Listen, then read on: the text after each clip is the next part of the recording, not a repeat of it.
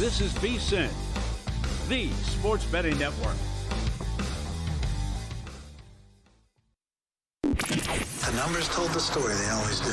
It's one of those idiots who believe in analytics. This is a numbers game with Gil Alexander on VSiN. Good Wednesday morning to you. It is a numbers game at VSiN, the sports betting network, VSiN.com, Game Plus, iHeartRadio, YouTube TV, and of course, SiriusXM channel 158. It's Gil Alexander. That right there is Kelly Billin, everybody. Producer number 9. So much more than a producer. What's happening? Not much, man. How you doing? Doing very well. It's getting the morning chill here in Las Vegas is it's becoming a thing, man. I dig it, man. September, October, best weather of the year. It really is. Best time of the year. Fantastic. And it's the best time of year in deportes as well. Mm-hmm. With baseball during the week, NFL and college primarily occupying the weekends. Today is the final day of a baseball playoff quadruple header. We can't have this again after today. So you could argue this is the best day of the baseball season today. Can't wait to discuss all with Greg Peterson coming up, Will Hill with all of his bets. In addition to our football, group of guests, Nick Whalen, Todd Wishnev, Warren Sharp. Everybody's going to be on the show today. Dean Sisson, the CEO of Profit X, is going to join us as well to talk about all things sweepstakes and betting exchanges that are sweeping the nation. And when I mean sweeping, I mean sweeping. So we'll get thoughts from him on the broader stuff and what's going on at Profit X specifically, what they're doing. Big moves over there as well, all for the benefit of the bettor. We will do all that. Yesterday, though, we start in Major League Baseball. If you missed it, one game just kind of dreary, the other game pretty amazing. The dreary one, Game 3 of the Mariners-Tigers series, it was 1-1 headed in. The Mariners take a 2-1 lead in their best-of-5 ALDS with, again, not only are there 4 games today, we have 4 elimination possibilities today. And this would be the first one of them here between the Mariners and the Tigers. Yesterday, Logan Gilbert, 6 innings strong, gave up 1 earned run, 4 hits, 7 Ks against no walks.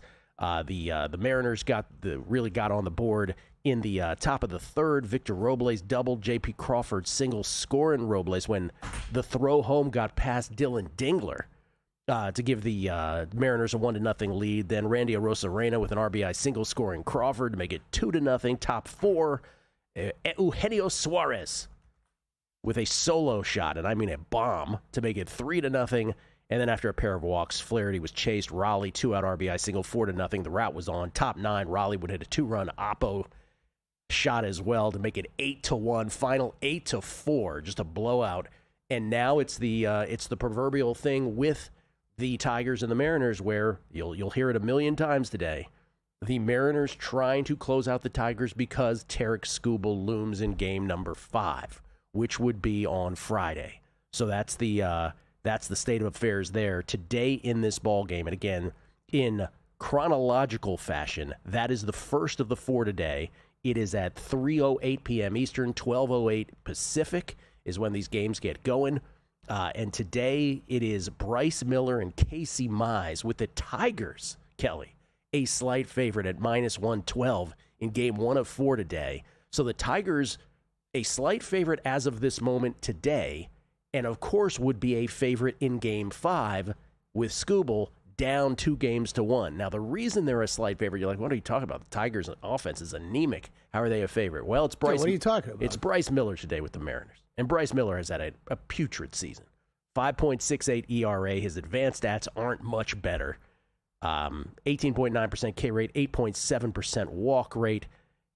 18 games started, only 1 quality start. 1 out of 18. Has given up at least 4 earned runs in half of his starts this year. 15.5% home run to fly ball rate has been his bugaboo.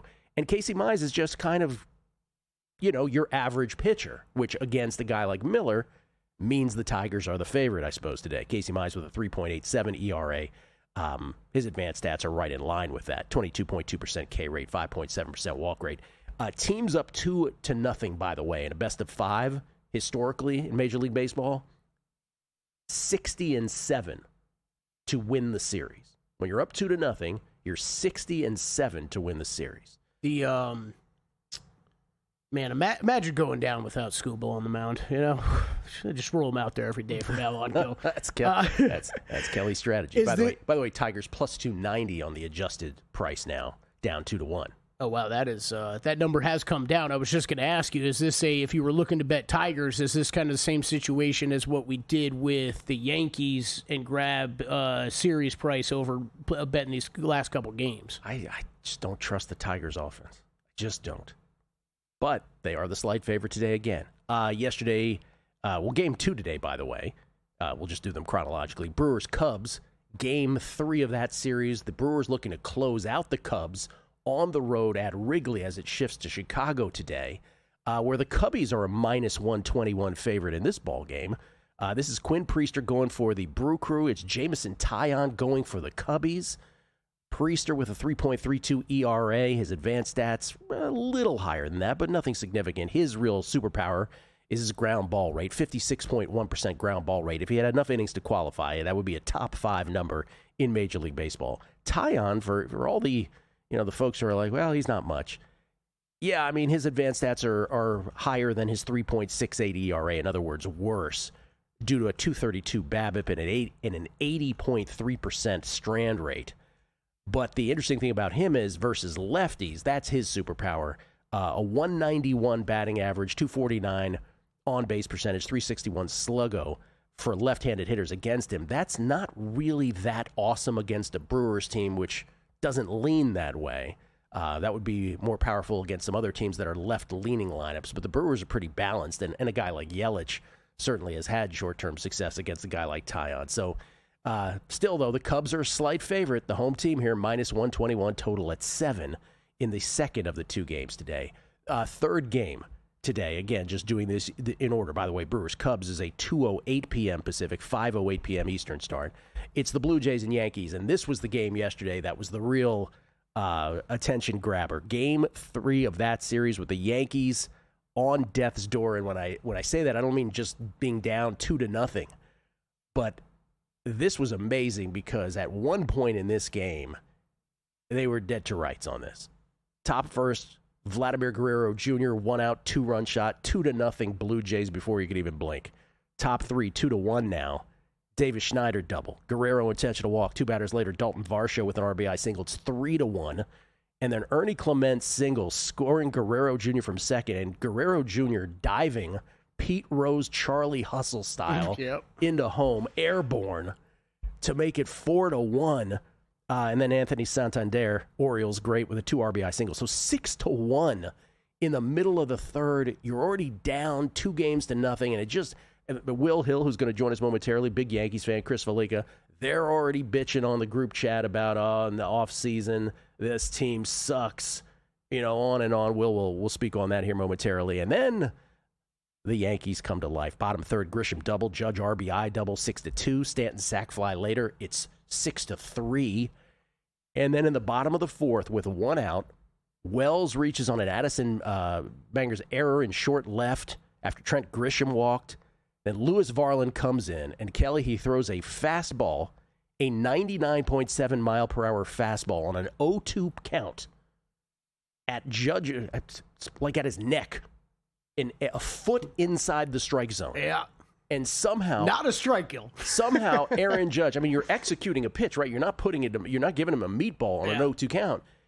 And somehow Aaron Judge turns on this pitch and keeps it fair off the foul pole.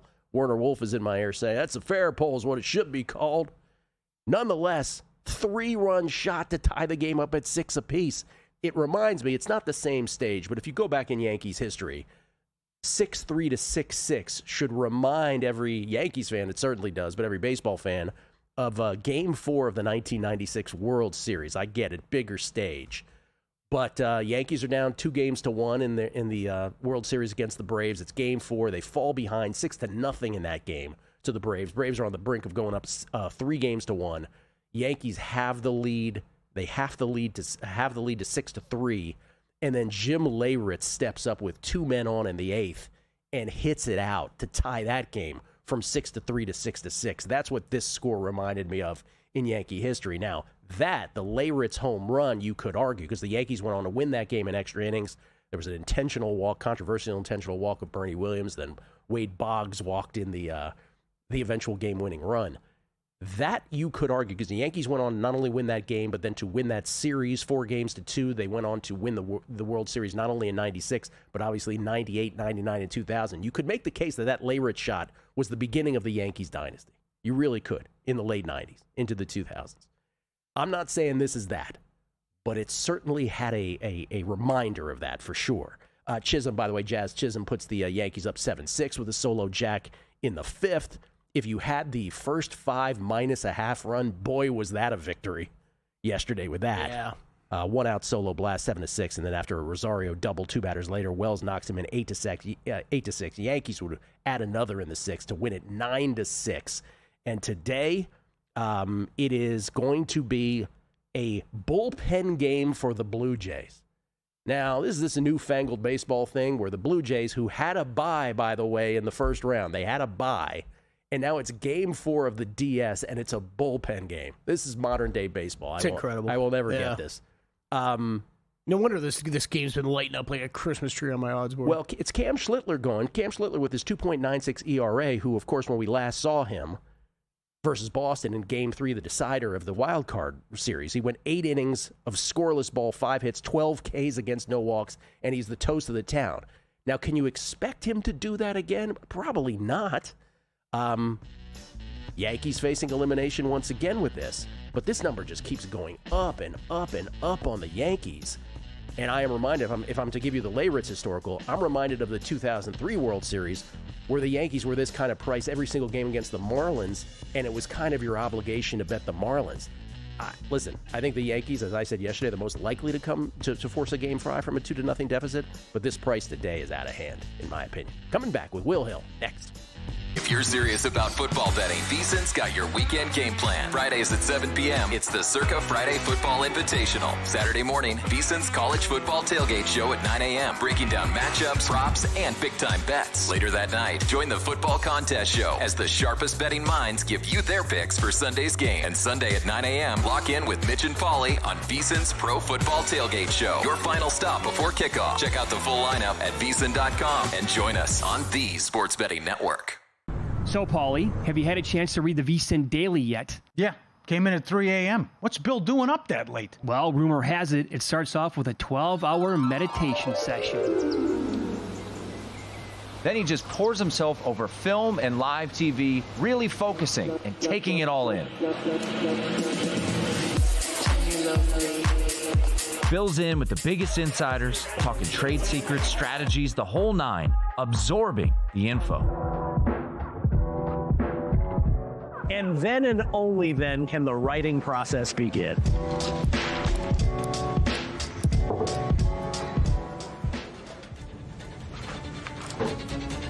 In Las Vegas, Bill's late night becomes your early morning. Wake up to the very latest betting insights in your inbox with the VSiN Daily. Sign up for free at vsin.com/newsletter. Coming up on the next edition of Follow the Money, Matt Vasgersian back in the house to talk baseball playoffs with a ton of games and props. Vito's son, Sal Pal, is back. Have the Eagles been exposed? Mike Palm with another edition of You Cannot Be Serious. And Matt Humans, who predicted carnage had happened, his football bets. Follow the Money, 4 to 7 Eastern on VSiN, the Sports Betting Network, now Sirius XM Channel 158. Check out the website for all the betting tools and analysis.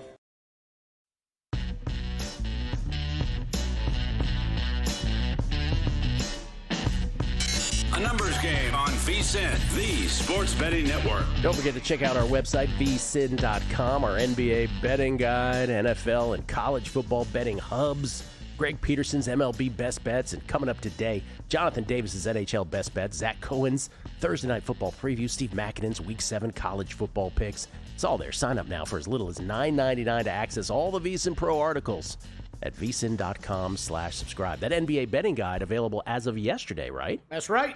Get it now. Hot off the presses. Zach Cohen's War and Peace.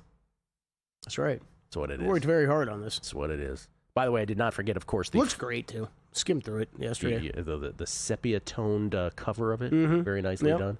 I did not forget Game 4 of the quadruple header today. Again, the last time we will have a quadruple header this year in the postseason, because it just doesn't line up. Even if these 4 elimination games, if none of them got eliminated, if none of the teams that are facing elimination today got knocked out, there is no scheduling lineup that would have another quadruple header. But, of course, the 4th and final game tonight is Game 3 of the Phillies and the Dodgers at Chavez Ravine.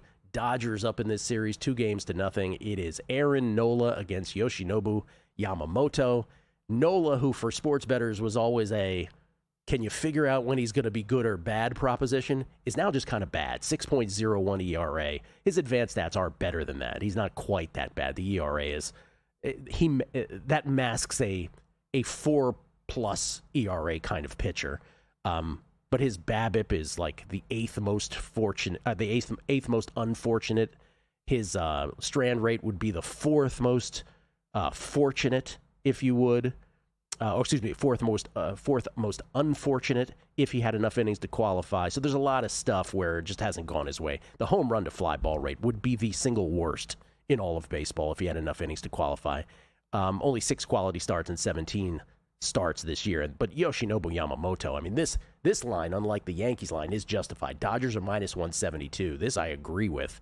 Yamamoto, 2.49 ERA. The biggest stat for Yamamoto, number 1 in Major League Baseball in terms of opponent batting average against, 182 against, also with an elite ground ball rate of 52.8%.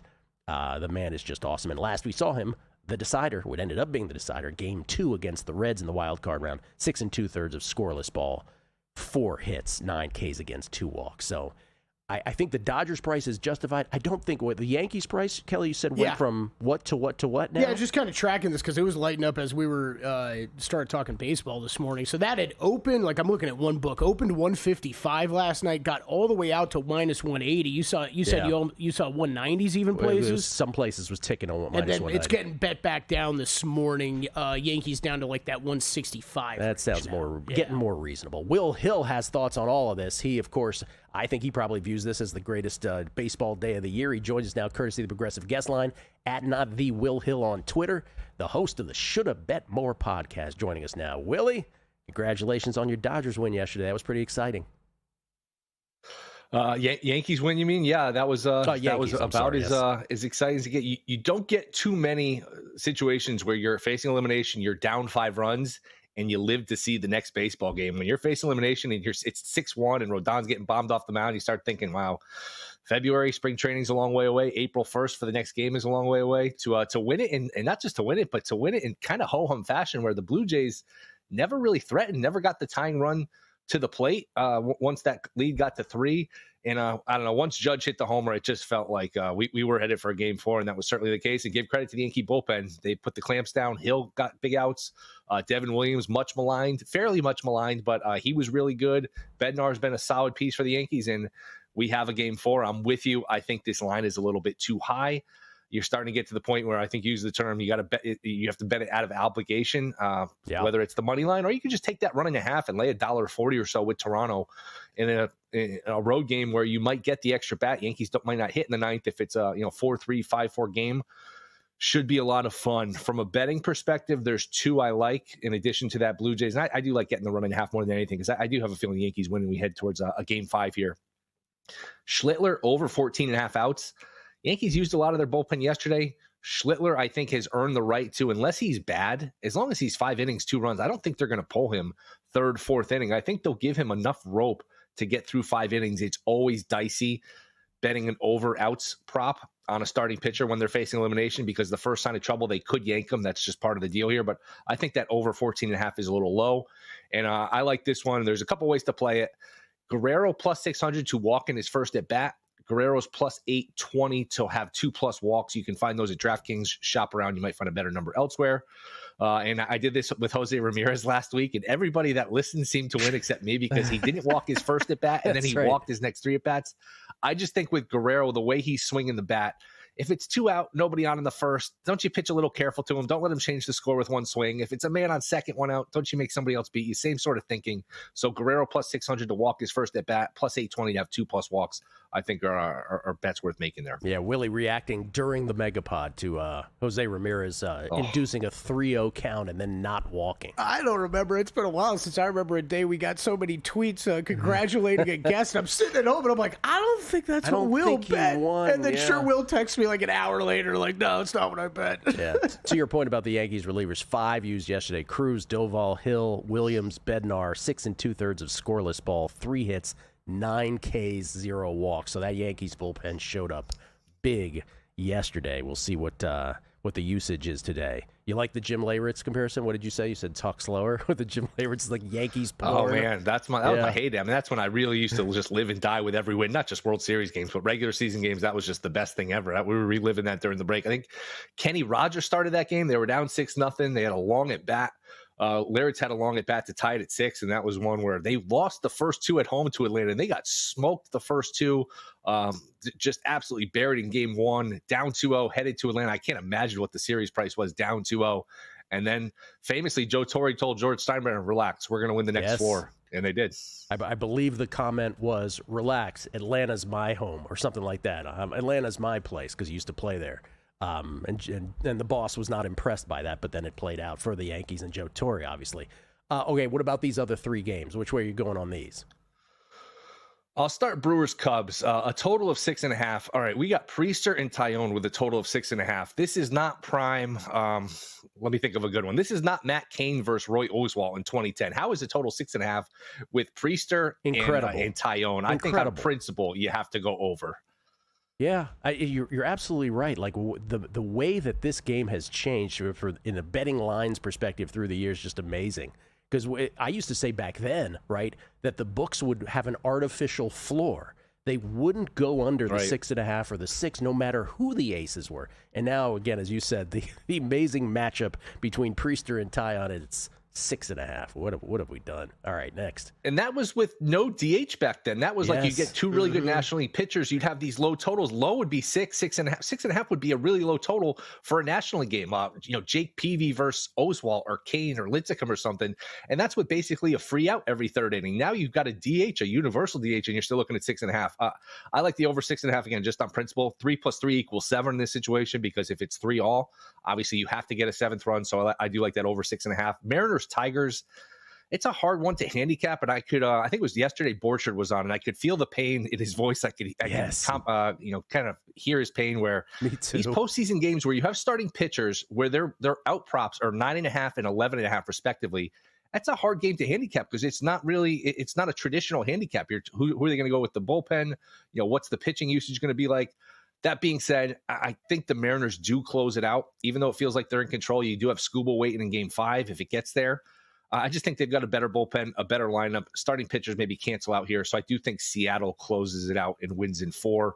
As far as Dodgers, Phillies, Dodgers, I like them to win, but I'm not willing to lay that price. Nola for me has always been, was it Irvin Santana, the guy you could never figure out? Nola's one where I'm tantalized by him, but I can never seem to get him right. So I think the Dodgers win, but I'm not willing to lay that price. I want to just point out also for new bettors or newish bettors, just to clarify about the Blue Jays and the Yankees, because you and I are pretty simpatico on this.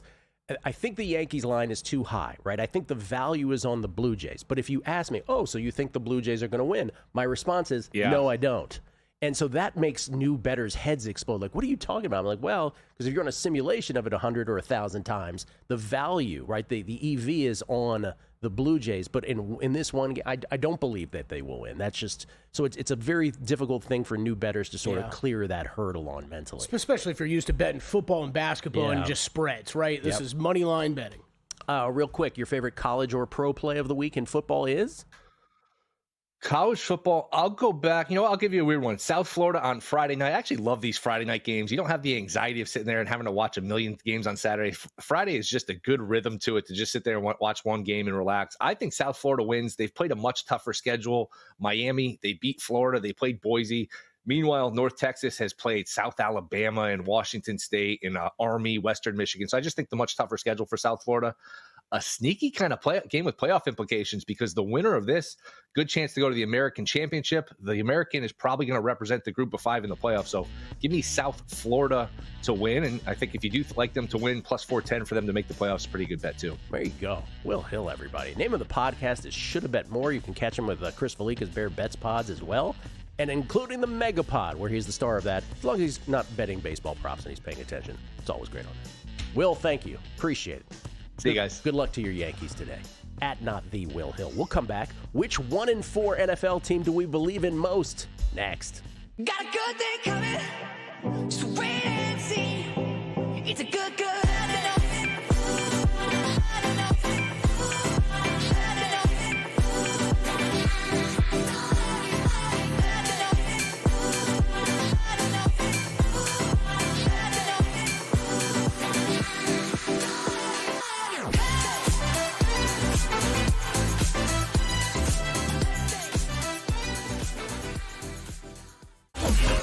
The NBA betting season is tipping off, and VSiN's got you covered with our brand new NBA betting guide.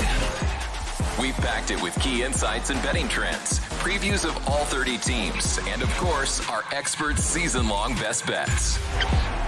It's the playbook you want in your hands before the first tip. The guide is exclusive for VSiN Pro members, so don't miss out. Sign up today at VSiN.com/subscribe and join us on the Sports Betting Network.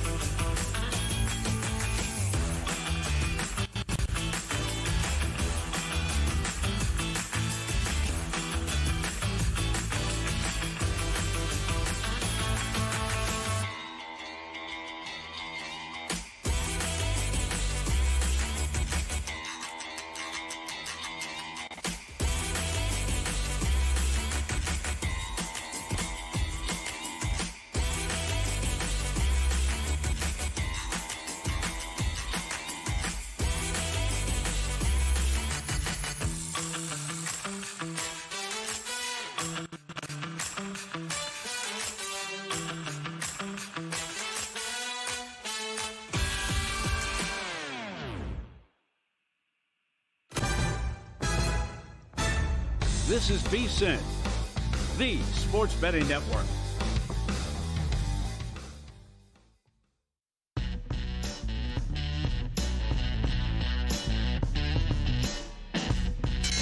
Numbers Game on VSiN, the sports betting network. As the official horse racing partner of VSiN, First Bet is built for bettors who demand more.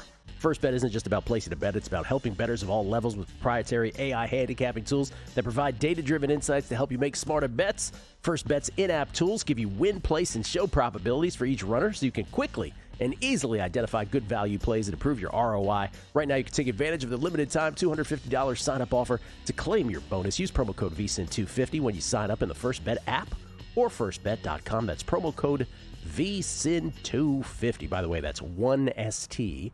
Bet.com. In case people were trying to spell out first. Mm-hmm. We get used to it. First Bet's been with us for a while now. We appreciate those. Yeah, man, we do. We get tweets at Beating the Book. Actually, this is Kelly Kelly needling Jensen. Well, I didn't know if he was listening right now, Gil. It's worth saying on air, though. It's worth saying on there. 4 games today, perfect. Like Will said, perfect day of baseball spread throughout, and most importantly, it's in the absolute correct order for the teams that are playing. Well, let's give the background on this. So Jensen, former Cleveland Indian at the time, Cleveland Guardian now, he was upset with the fact that the Guardians kept getting what many people called the Houston Texans early Saturday wild card window in Major League Baseball playoffs when there was multiple games, and he was very upset about this. And we were just sort of pointing out, it's kind of Dodgers and Yankees world. They're never going to be the primetime team. And so you tweet at him, just perfect scheduling by MLB for these 4 games today. Right times, right order. I mean, come on, Seattle, Detroit, that should absolutely be first. Yes, it should. And then Milwaukee, Chicago. Yep. Should be. Naturally second. Yep. Because you got to save the Yankees for prime time and then the Dodgers prime time on the West Coast. The varsity game between the Dodgers and the Phillies. Yeah. Yeah, absolutely. It's just perfect. Good job, MLB. Chris Heath reacting to what I was saying about how new-ish bettors with the money lines, again, it sort of makes their heads explode with, wait, you said the Blue Jays are the value, so you think the Blue Jays are going to win? And I'm like, no, not necessarily. So glad you slowed down. We should do this once a week. So we should re-explain these things. We should. Chris Heath says, we'll never forget the day that Mario, the Costa Rican Chinese barber that taught me how to read MLB money lines out of the Oakland Tribune. We all have those moments, right? We all learn somewhere. And then you get your sports betting education. I got mine. I say it many times. Elihu Foistel, who ghost wrote those Pinnacle sports letters under the name Simon Noble back in the 90s. It was everything. It was everything to understand these things. Mike Zill's Duke 90. That's leaflet Jim Leyritz, he wants to point out. I don't think I was aware of that. Or maybe I was and I forgot. Tony Coco. Can you guys think of examples of coaches that won a title, then the team dipped but was still good, then the coach got fired and the team collapsed? Not trivia, I just need an example to apply to something else. Thanks. Any team that Jim Harbaugh coached. It's the same trajectory. Jim Harbaugh raises them to glory from just the basement, right, or from nothingness, raises them to glory. They dip slightly. He wears out his welcome. Fired. The team collapses after that. Yeah. I mean, that's a good call. This has happened in multiple locations. Saw that tweet when I was driving in. I was trying to think of something. It really wasn't anything jumped top of my mind because there was the multiple qualifiers needed for that. But yeah, I saw your response. I think Harbaugh probably is the best answer. All right, this is interesting. Kelly Bidley, always looking for angles on stuff. Who do you believe in and who do you not believe in among the 1-4 teams? There's 7 of them, Gil. Well, and here's the thing. 7. The part of the reason there's 7 of them is there's only one winless, right? Only the Jets are winless at 0-5. But there are 7 1-4 teams, Ravens being the one that you would not have expected here. One of these teams is not like the other. One of these teams is not priced like the others. Ravens, and then everybody else is the Browns, Dolphins, Raiders, Saints, Giants, Titans. So we have the make and miss playoff prices, whereas Kelly just said the pricing on the Ravens is so different from the others. The Ravens are still minus 160 to make the playoffs. They're plus 130 to miss. Everybody else is, a much wider gap between the make and miss in the opposite direction, right? Browns 7-1 to make, minus 1,200 to miss, and then you see it gets even wider as it goes down the list there. Now, of course, this on the heels, the Browns yesterday, everything happens right after the show transactionally, right?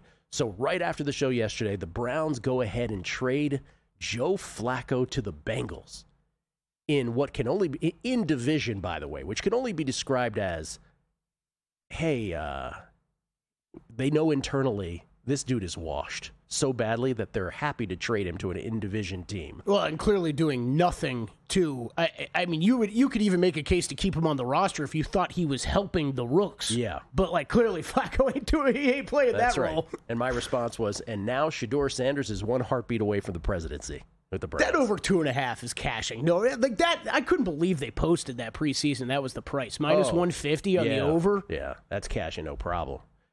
Okay, but back to the matter at hand. What song is that from? Back to the matter at hand.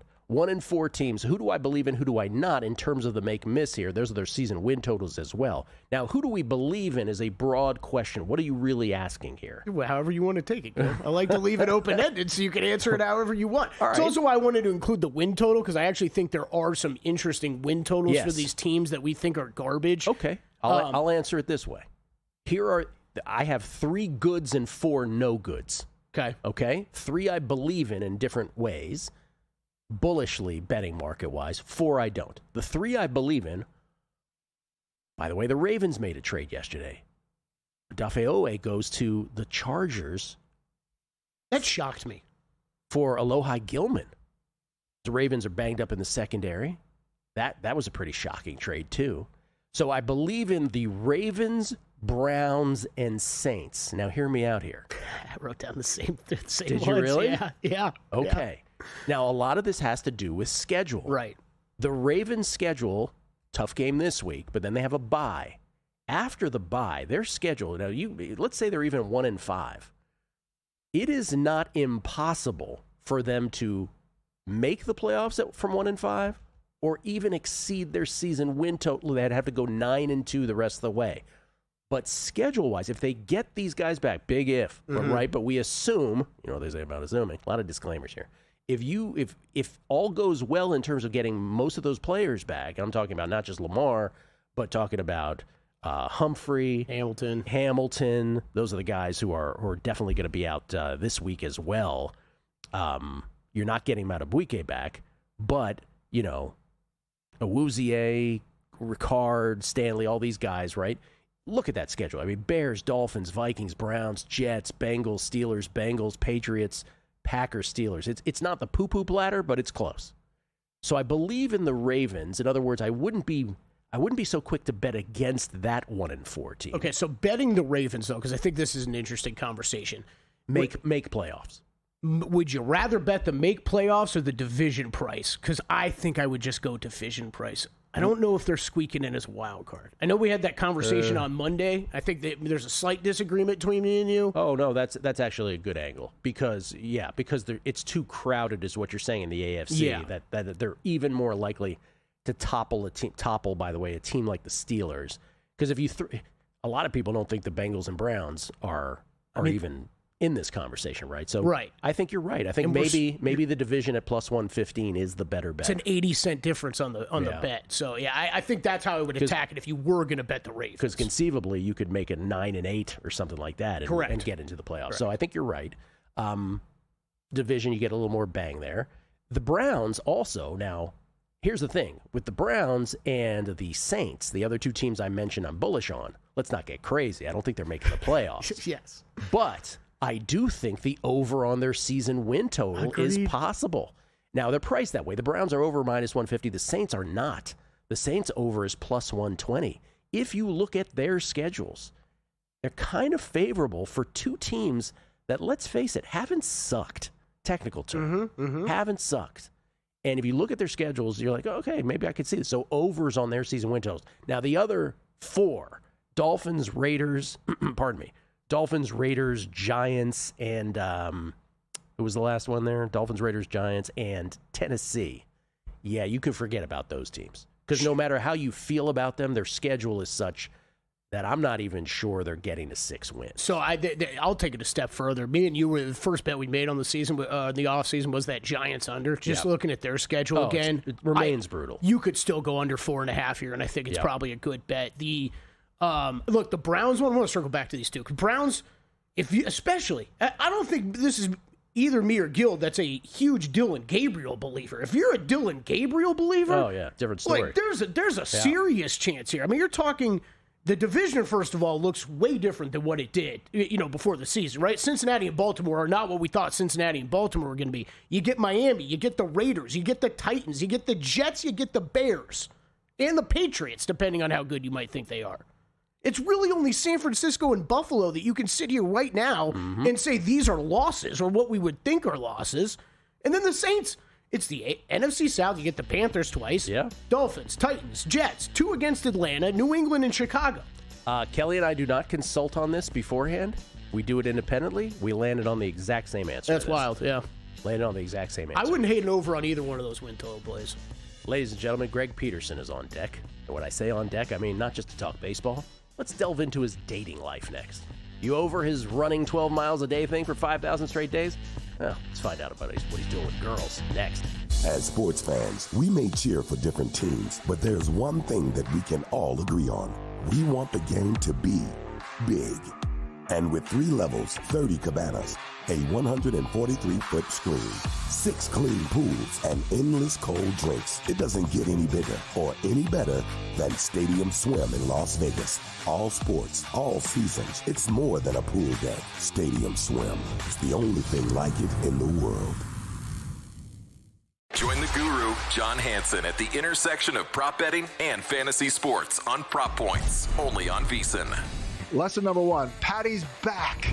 I still believe that Caleb Williams is not any good. And, other than Rome Odunze, I don't trust anyone that can't run the ball. John and his guests will help you find the connection between the two and give you his expert advice on how to capitalize when a number is too good to pass up. Prop Points, weekdays at 1 p.m. Eastern on VSiN.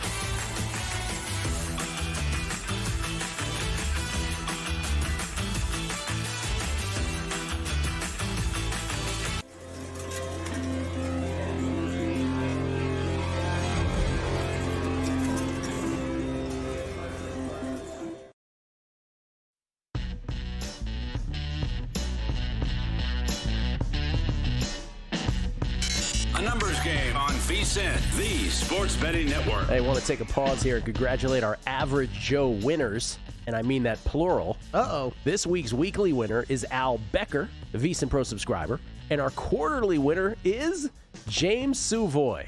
Congratulations to you both. Every week you can win $500 in cash, $1,000 if you have an Edge Boost account. And each quarter, one listener scores airfare for two to Las Vegas, a 2-night stay at Circa Resort and Casino, and an in-studio guest appearance on a VSiN show. So James Suvoy gets all that.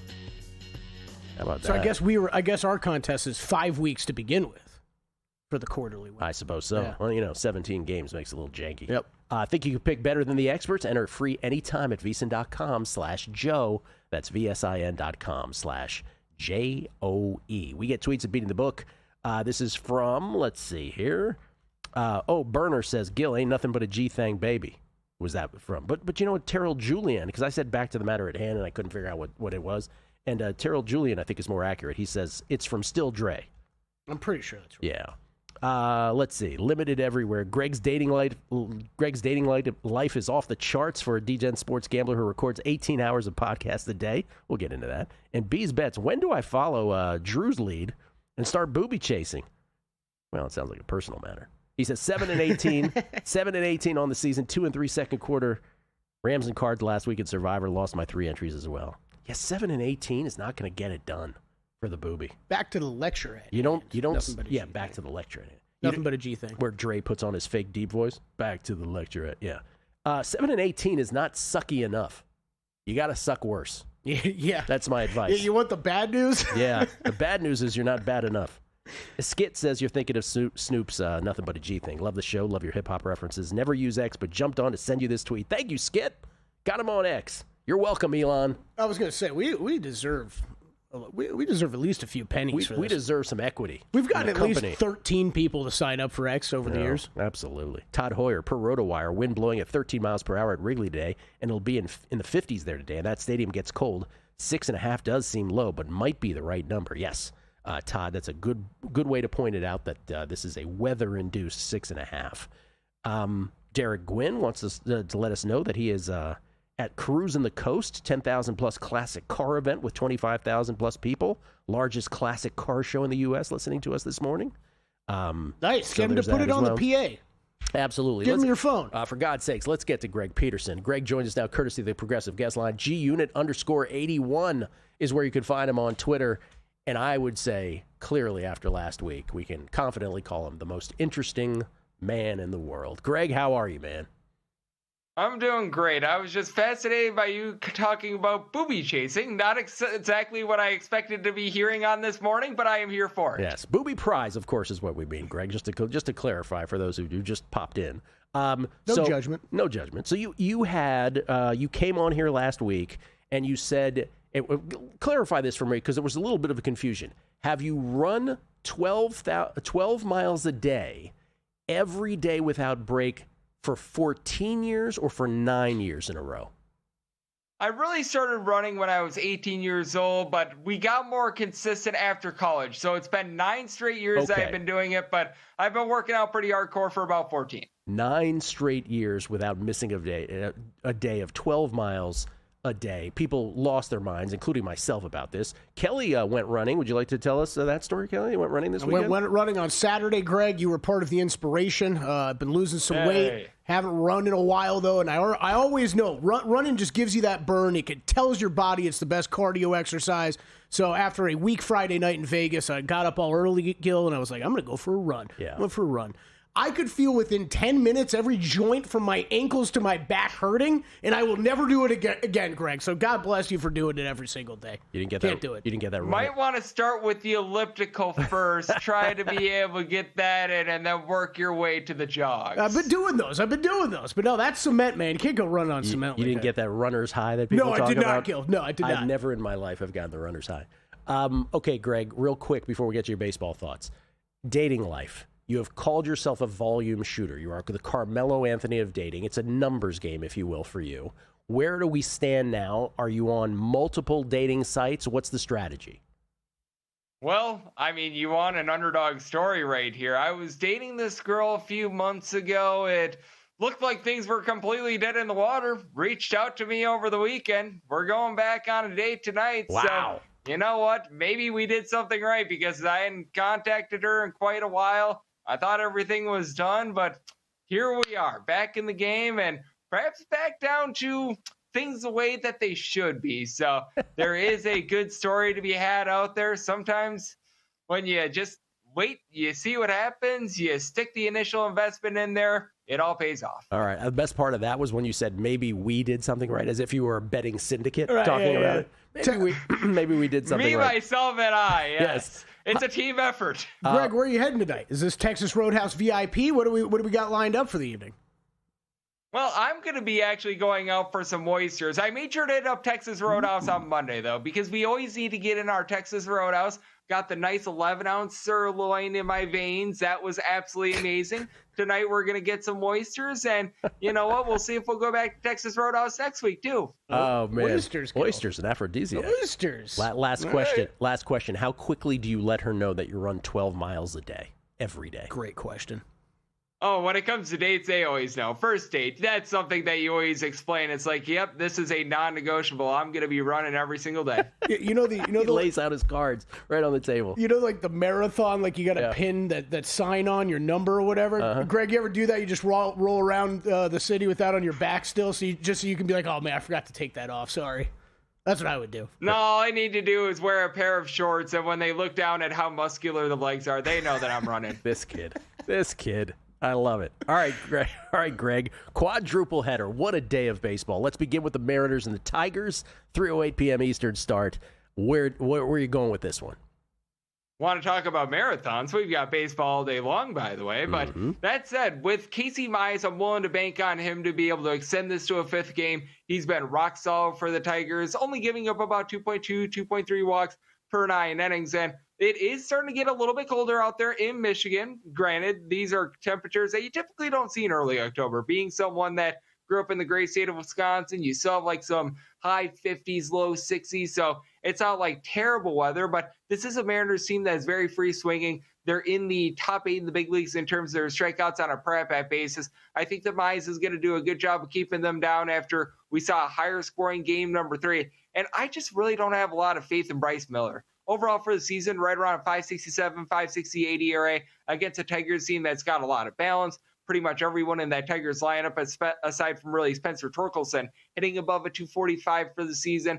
With the Mariners, they also did have to go to Andres Munoz in the 9th inning yesterday. I thought that was big for the Tigers. So give me a shot on the under here. I do like the Tigers to extend this to a 5th game and get it back to Seattle. So took them on the money line. Tigers money line and the under 8.5 runs in the first one today. Then it's the Brewers and the Cubs. With this one, I know that you were talking about the very low total. I was able to personally get a 7, but if all you have is a 6.5, I will be looking at the under. Jameson Taillon has been really good coming into this start. 8 runs allowed over his last 8 starts, and one of those starts came against the Milwaukee Brewers. I believe that he was the guy that really cooled down the Brewers when they were on like their 11 or 12 game win streak. He was the guy that was really able to stop that, and for the Brewers, Quinn Priester, team is 19-1 in the last 20 times he's pitched, but I think that there's a little bit of regression coming in for him as he does have a fielding independent above a 40. He's not necessarily a strikeout artist. I think that the Cubs find a way to be able to get to a game number 4. I think that Taillon gets a job done in a day where at Wrigley Field it's going to be really blowing in with regards to wind. So like that under and the Cubs money line. All right, so both favorites and the under so far. Blue Jays, Yankees, game 3. Well, with the Yankees, I took a shot on them when this opened up at a minus 155. We just got into a little bit of a point of no return here. If you still want the Yankees, I would actually rather look run line rather than money line since it's gotten so chalky, but we still have that total of 8.5 out there. I do like the under as the expected bulk guy for the Blue Jays is Eric Lauer, and he's been rock solid with a 3.180 ERA. And Cam Schledler, you want to talk about a rookie that's been impressive. 12 strikeouts and 8 shutout innings in his first career postseason start. He's gone out there and he's given up 3 runs or fewer, I believe, in all but 2 of his career appearances. So even though the Yankees money line is still getting a little bit exorbitant, if you still like the Yankees, I would look run line, and I do like that under. Can we make it 4 favorites and 4 unders with the Dodgers and the Phillies? Not going to go under here because Aaron Nola's been absolutely terrible. 6.01 ERA, giving up 1.7 home runs per 9 innings. So I do like the favorite, but I'm not laying that big money line with the Dodgers. I think that they pound the tar out of Aaron Nola. I took a shot on the run line. Dodgers averaging the most runs per game of any team in the big leagues at home this far this season. I think they get to Nola, that bad bullpen, and for the Dodgers, by the way, how about the billion-dollar bullpen that they now have? So Dodgers run line and the over in this one. Greg, you're the best. Have a great time on the date tonight, man. Hope it goes well. Oh, I'm sure that it will, Gil. It always does. Thank you. It always does. Greg Peters, thank you, Greg. GUnit_81, Greg Peterson, and his college basketball podcast will begin soon.